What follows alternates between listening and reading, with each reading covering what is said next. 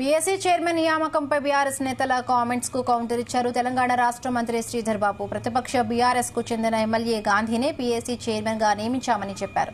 Court పరిధిలో ఉన్న ఎమ్మెల్యేల అనర్హత అంశంపై తాను స్పందించడం కరెక్ట్ కాదన్నారు. నియోజకవర్గ అభివృద్ధి కోసమే సీఎంను శేర్లింగంపల్లి ఎమ్మెల్యే గాంధీ కలిశారని తెలిపారు. మాట్లాడాల్సిన అవసరం ఉంది. వ్యవస్థల పైన మాట్లాడతారు, ఇది సరికాదు, దీన్ని ఖచ్చితంగా ఖండిస్తాను. వారికి ఏదైనా వ్యక్తిగత అభిప్రాయ భేదాలు ఉంటే వారి పార్టీలో మాకేం సంబంధం అండి.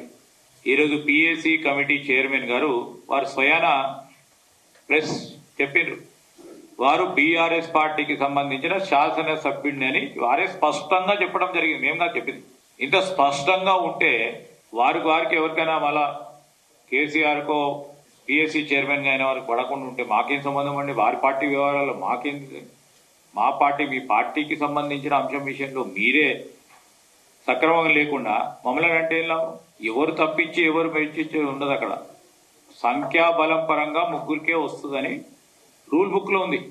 ఈరోజు వారి పార్టీకి సంబంధించిన శాసనసభ్యులే కదా, నేను కాదు కదా అన్నది, వారు కదా, మా ముఖ్యమంత్రి గారు కాదు, ఇంకోటి మా పిసిసి అధ్యక్షుల వారు అనలే. స్వయాన ఈరోజు పిఎస్సి కమిటీ చైర్మన్ గా నియామకులైన శాసనసభ్యుడు బీఆర్ఎస్ పార్టీకి సంబంధించిన నేను శాసనసభ్యుడు అంటే కాదని అవునవునని ఏమన్నా కోర్టు అనే అంశము మేము జ్యుడిషియరీని రెస్పెక్ట్ చేస్తాం.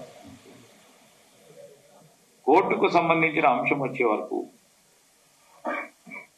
ఈరోజు చట్టం ప్రకారం ఏం అడుగులు వేయాలో ఆ అడుగులు వేయటం జరుగుతుంది. పార్టీ పరంగా కాదు, ఈరోజు వాళ్ళకి జరుగుతా ఉన్న అంశం విషయంలో స్పీకర్ గారి ఇన్స్టిట్యూషన్ కు సంబంధించిన ఒక సెక్రటరీస్ పరంగా ఆదేశాలు ఇవ్వటం జరిగింది.